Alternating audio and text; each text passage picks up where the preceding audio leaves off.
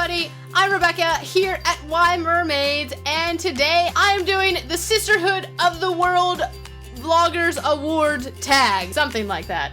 I was tagged by two different people. I was tagged by Rihanna at Little Library and Gemma at Aussie Bookworm, and each gives you 10 questions, and you're supposed to answer them and then come up with your own 10 questions and tag people. So I decided to pick 5 from Rihanna and 5 from Gemma and kind of smash them together. And so I'm just gonna answer those 10 questions instead. So let's get going. What is your favorite book to movie adaptation? I really like book to movie adaptations, partly because I love books and then partly because I love movies, and I'm able to kind of separate the two, knowing that movies have to stand on their own and blah blah blah blah blah blah blah blah blah.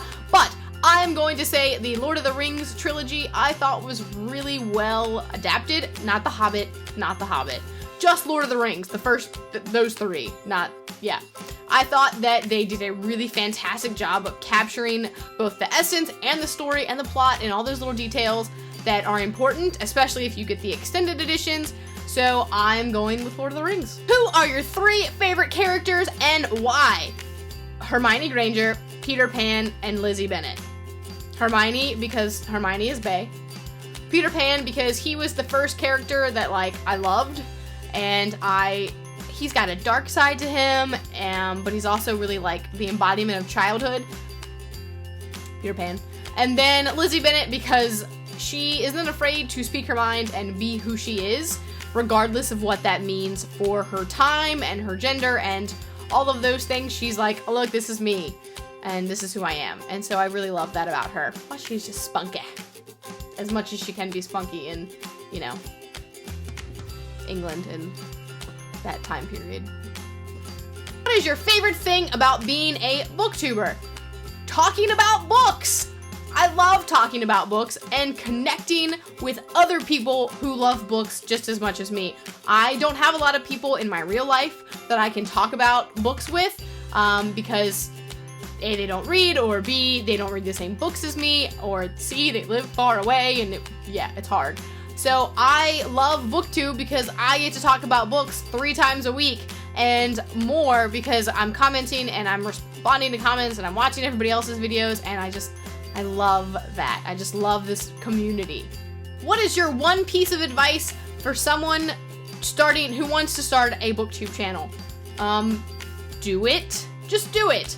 It's gonna be awkward at first because you're gonna stare at a camera in your room by yourself and you're like, but just do it. If it sucks, hit delete. It doesn't matter. You don't have to post it just because you film it. And the more you do it, the better you will get, I promise. So just do it.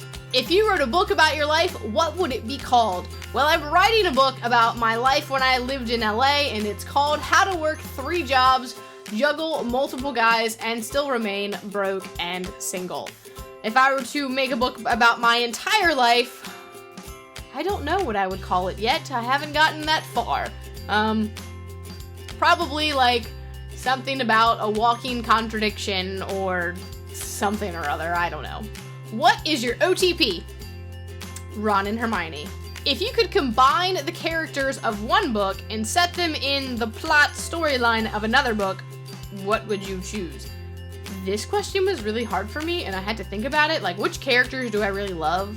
And which storyline do I not necessarily think I like the characters? And then I was overthinking it, and I just kind of was like, you know what? I really want to see what would happen if Darrow and Mustang and Severo from the Red Rising trilogy and all the other ones were to be put into Westeros and the Game of Thrones Song of Ice and Fire world. I love those characters, don't get me wrong. I just want to see what would happen to Darrow and all of the rest of them if they were to go into that world. It's got a little bit of a similarity, but then not at the same time. Like, it goes from, like, no like, Red Rising has this great technology and it's in space, and then you go to Game of Thrones, which has, like, no technology. But Darrow is very smart and very cunning, and I'd like to see what he would do in that world. If you only had time to read one last book, what would it be? I decided to go with this with a book I have never read before, because obviously I'd probably choose Harry Potter if I could only read one book and then die, or like the Bible, but because, you know, I'm dying. But I would probably choose Little Women because I've never actually read Little Women, I don't think, and I love the story from the movie that I've seen, and so I'd really like to end with that one, I think. What is your favorite season to read about? I really like fall in general. Like, autumn is my favorite season because it's like, it means like new things and the changing of the leaves, and it's pretty. So I like to read about fall because usually the descriptions are very, very, very pretty, because I really like fall, and I think fall in general is very pretty. So I'm gonna go with fall. And the last question is, has BookTube changed your life in any way, and how? And yes, it has. It's given me a hobby. It's given me something to do, and that I feel like I'm decently good at, and I really, really, really enjoy doing it. I look forward to making these videos every week.